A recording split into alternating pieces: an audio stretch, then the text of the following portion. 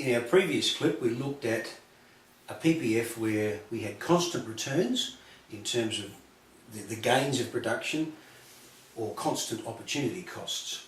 That assumed that resources were perfectly transferable between two alternatives. It's not likely that that's the case. For example, even in our little simple farmer example of wheat and wool, some resources are reasonably transferable, perhaps the farmer's labour, the land itself, but clearly elements of capital, for example, the capital equipment, the machinery we would use to harvest wheat are not appropriate for the production of wool, shearing the sheep, etc., etc. In fact, in reality, what we need to do is actually bend or bow the curve so that it's actually got a distinct convex shape from the origin, or concave to the origin. Now, what we want to show here quite simply is that if we transfer resources such that we want to get a constant increase in, say, the production of wool, what we find is that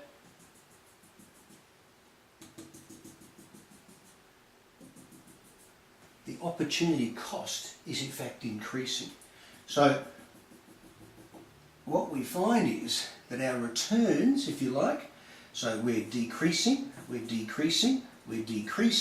but what we find is that our gains in terms of wheat are actually getting smaller and smaller and smaller. The idea of constant opportunity cost is unreal, and in fact what we find is that land, labour and capital, and to some extent technology and entrepreneurial ability, are not perfectly transferable between alternatives. Now there's a couple of things we need to remind ourselves of the usefulness of our little model. For example, what would you think if I said to you that we were operating at this level of production inside the curve? Well, remember at the start of the last clip we stated, or we assumed, that all of our resources were being used to their optimum, that they were being used efficiently.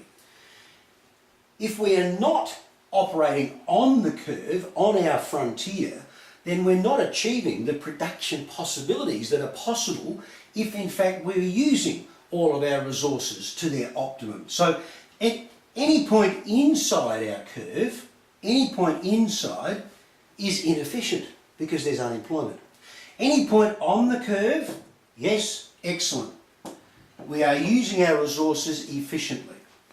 Now remember, of course, that again, F for frontier.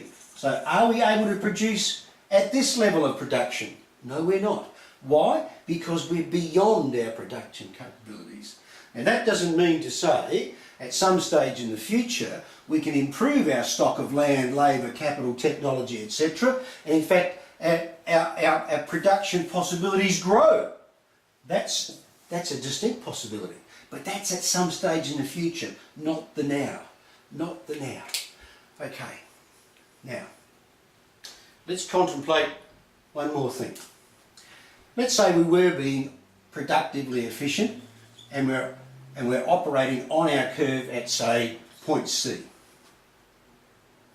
Why might a farmer transfer resources away from this level of production in order to increase their level of wheat production, knowing that they're going to incur an opportunity cost?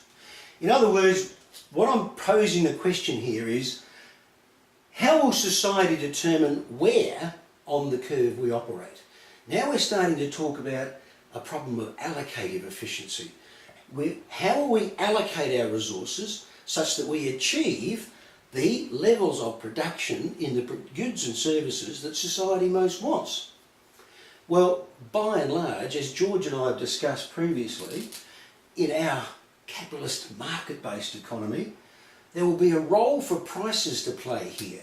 So, for example, a simple little example here would be that if the farmer felt that there was going to be a rise in the price of the global price of wheat because of perhaps shortages in North America or Russia, then it would make good sense that in order to capitalise on a potentially higher return, that you transfer resources out of here, knowing full well there's an opportunity cost involved, but you are able to produce more at a higher and get a higher return, because and we're saying that resources will be guided. They're guided by the fluctuations in price. What we need to do is to have a closer look at how those prices are established in our market-based economy. And that's where we're going next time.